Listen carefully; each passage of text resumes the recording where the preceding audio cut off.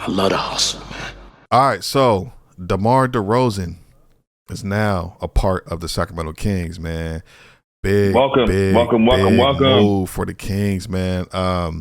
I love this move, and now, absolutely, let's go, let's get it. Welcome. Now, if you watched our last podcast, one of the things that we were talking about was potential moves and things like that. We had a couple guys that we were talking about. We were talking about marketing. We were talking about Kuzma. We were talking about DeMar DeRozan, and we were talking about Zach LaVine.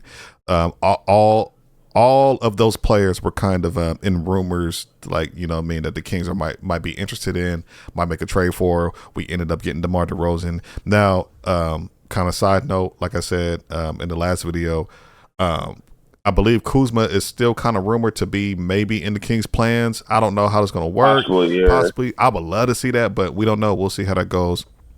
But for now, we did get DeMar DeRozan. Real quick, let me just go to his stats last season with the Chicago Bulls. He averaged 24 points, 4.3 rebounds, and 5.3 assists, shooting 48% from the field.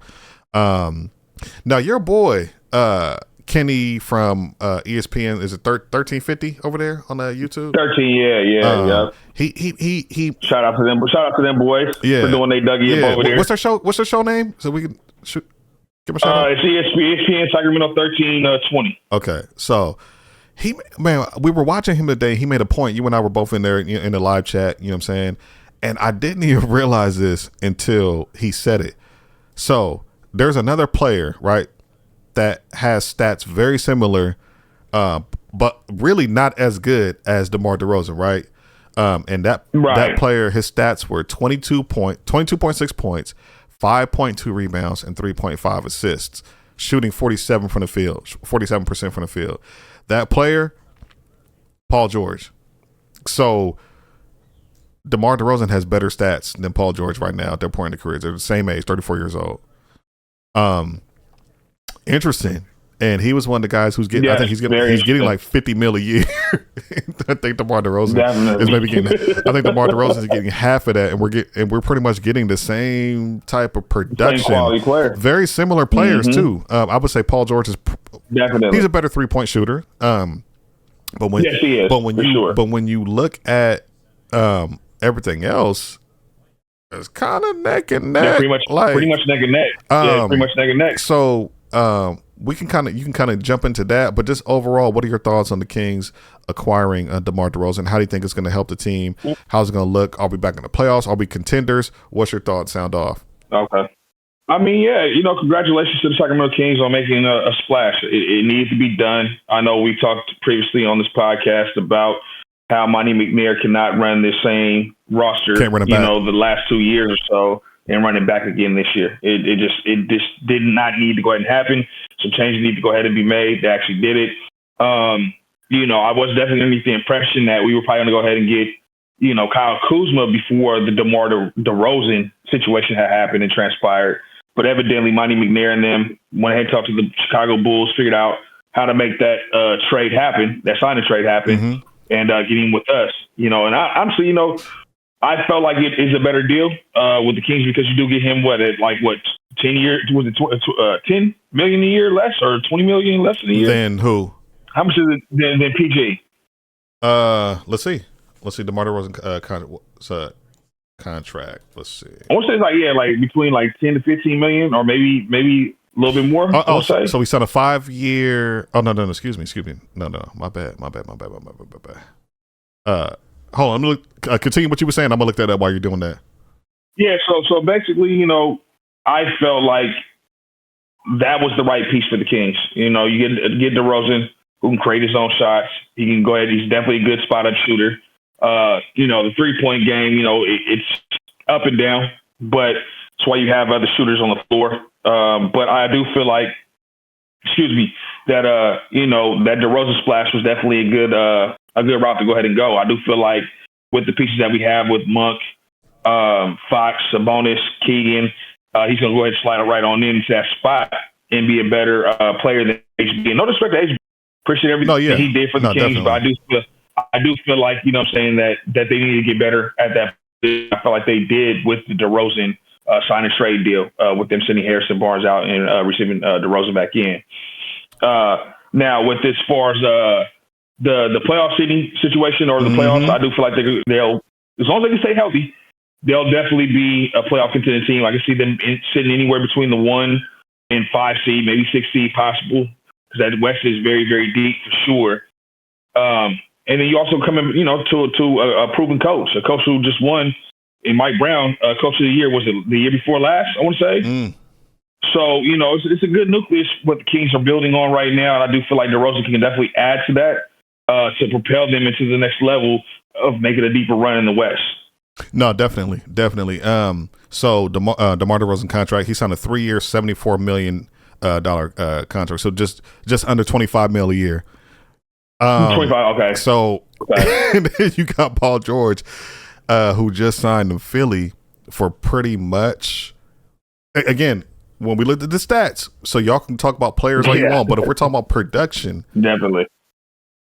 DeMar DeRozan was from last season. DeMar DeRozan was more productive.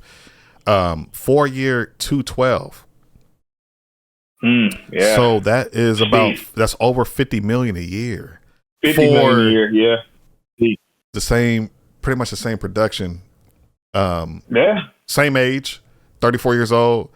What's your thoughts on that? Like, you know what I'm saying? As far as the value versus the name, and I just feel like some guys I'm a huge Paul George fan, because I'm not knocking Paul George, but I feel like sometimes the name is just bigger than the game.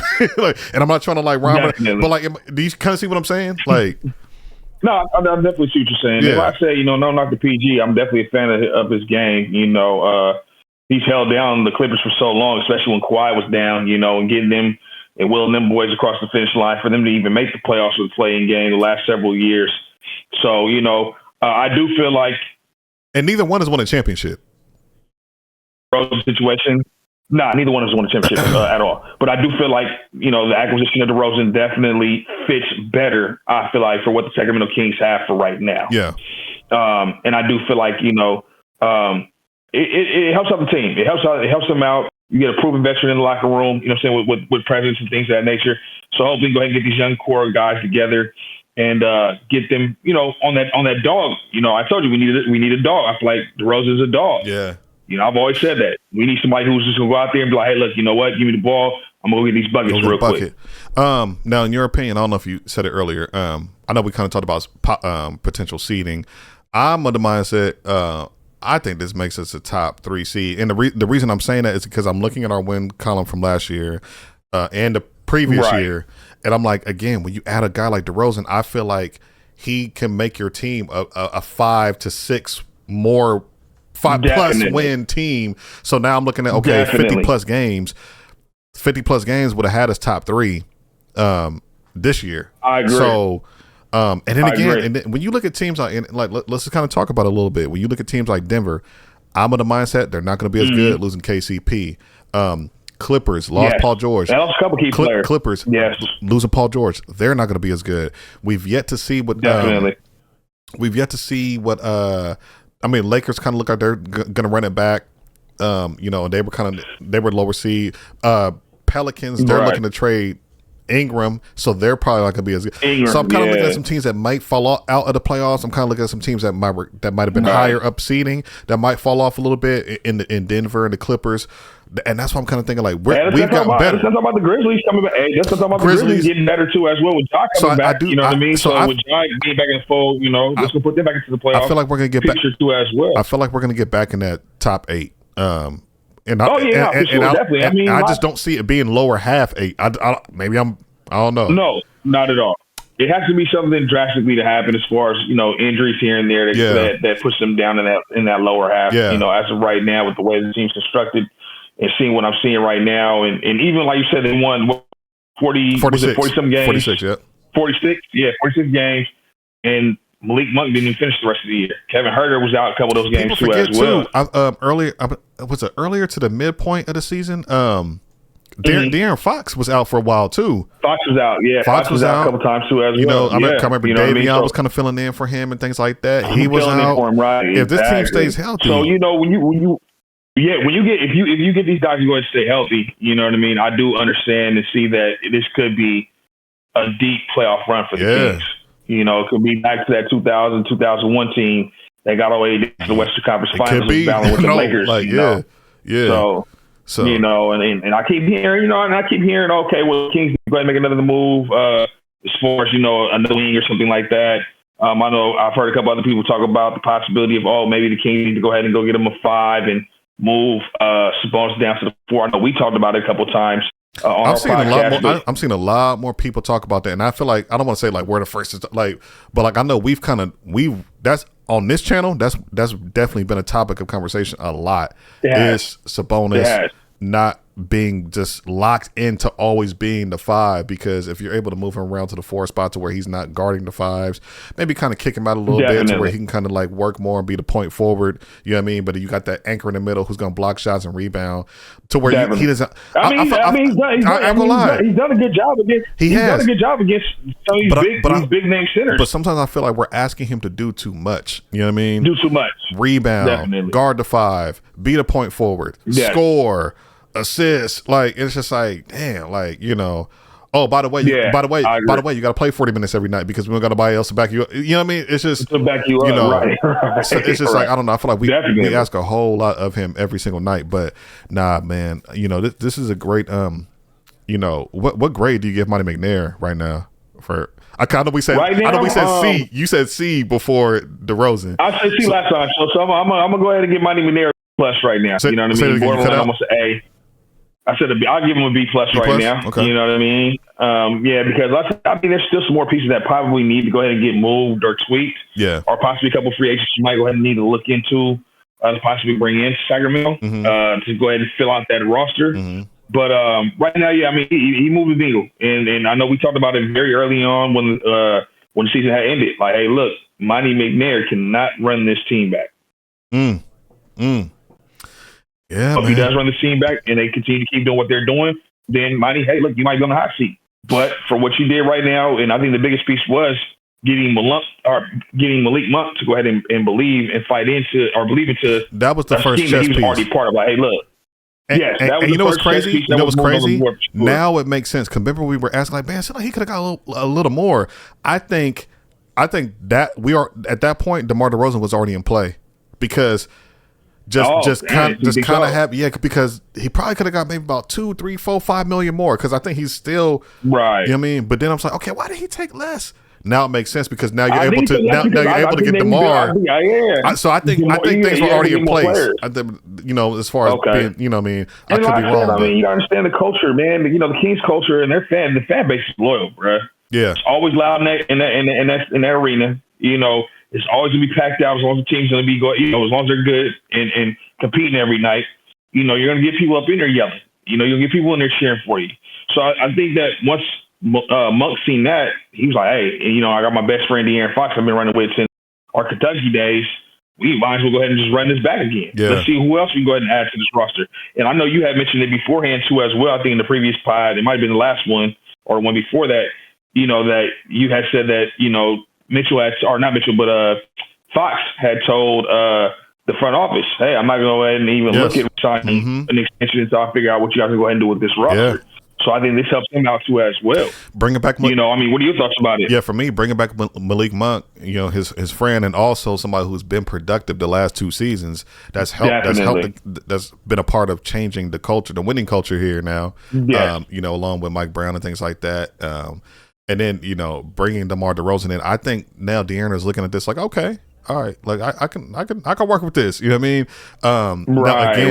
Again, if you add Kuzma to this mix, I think there's no doubt that he's signing that extension. There is no doubt. But right now, I would be interested to see if he's planning on signing it now, or does he kind of want to get into the season to see how things look first. But I mean, if we're just talking about just on paper right now, the Sacramento Kings look really good right now. They are, and then you got to look at that bench. That bench is deep too as well. You know, and it goes back to what I was saying to you beforehand. At this point, do you start Monk now that HB is gone? Oh, good. You know what? And, you put him in and I'm glad you just brought that up because I think you were asking in our text thread, like, okay, does Monk start? I sure was. And I kind of had to look some things up. There was a quote from Malik Monk that basically, I'm paraphrasing, but he pretty much wants to start, but he'll do what the team needs. And I didn't know that. Right. I didn't know that. So if he wants to start, Could you imagine the starting lineup being Fox, Monk, Keegan, DeRozan, and Sabonis, bruh? That'd be crazy.